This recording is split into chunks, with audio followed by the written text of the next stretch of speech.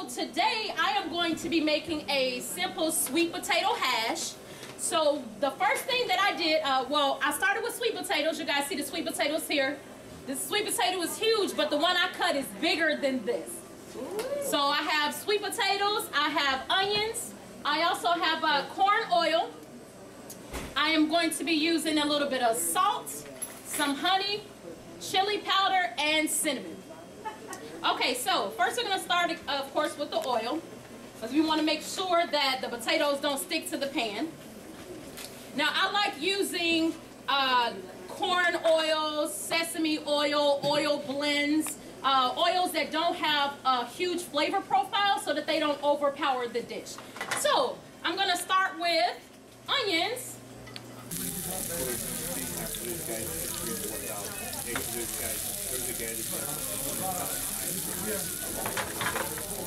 So yes, onions. I use onions and garlic as a base for a lot of things that I make. Very, very tasty, very, very tasty. So I got the onions in here and I'm just gonna let them saute just a little bit until they sweat, meaning get a little translucent where they're a little clear but not brown.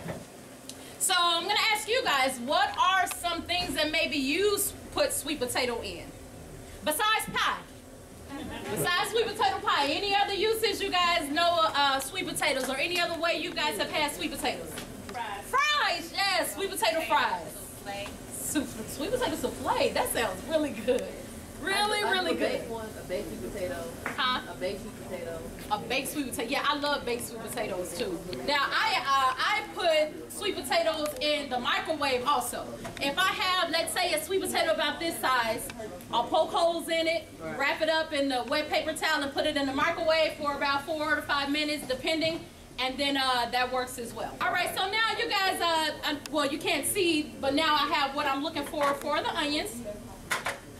So now the sweet potatoes, I grated them here instead of chopping them. I know you guys, if you ever went to cut sweet potatoes, it's one of the hardest things in the world to chop. You nearly cut your fingers off if you're not very careful. So I took off the skin, I peeled it, and then I grated it. Also, sweet potatoes are, potatoes in general, they have a lot of moisture. So I grated them onto a towel and then twisted the towel to dry them a little bit. That way when you put them in the pot, when you remove that moisture, you get more of a crispy potato than just mush from all the moisture. Okay, so now I'm gonna add some of my potatoes here into the pot. Smell good? Can you guys smell it? You guys smell anything? Anything? Onions? You guys all right? You know they made coffee over here if you guys need some coffee. I'm working on my second cup. I'm telling you.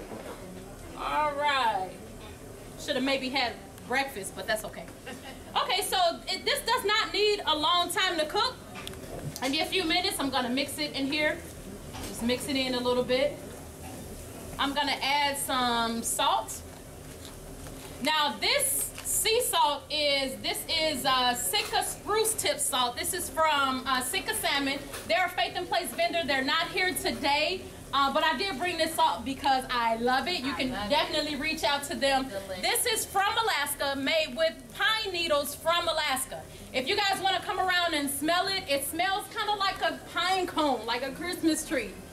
It does take me back to Christmas. My tree is still up, by the way. All right, so just okay. So now I'm going to, I got it mixed up a little bit. I'm going to mix the salt in there.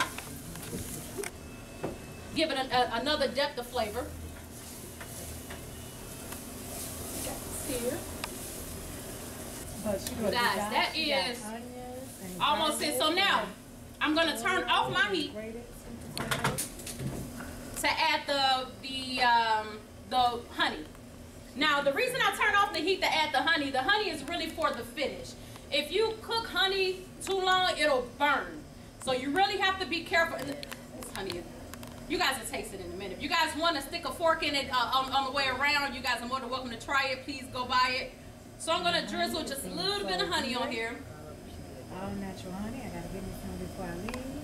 Now I love honey. honey. I was having a conversation with someone a few minutes ago about honey, and the wonderful thing I love about it is that you can get it from different places, from different vendors, and it tastes different.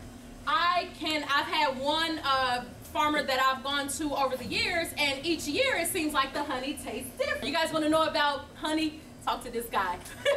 Talk to the bee guy. You see just how simple that was. If you guys want to come up now, you're more than welcome to come and try some. I'm gonna try it. Very simple. I know you guys are not afraid to come and eat free food. Stop it.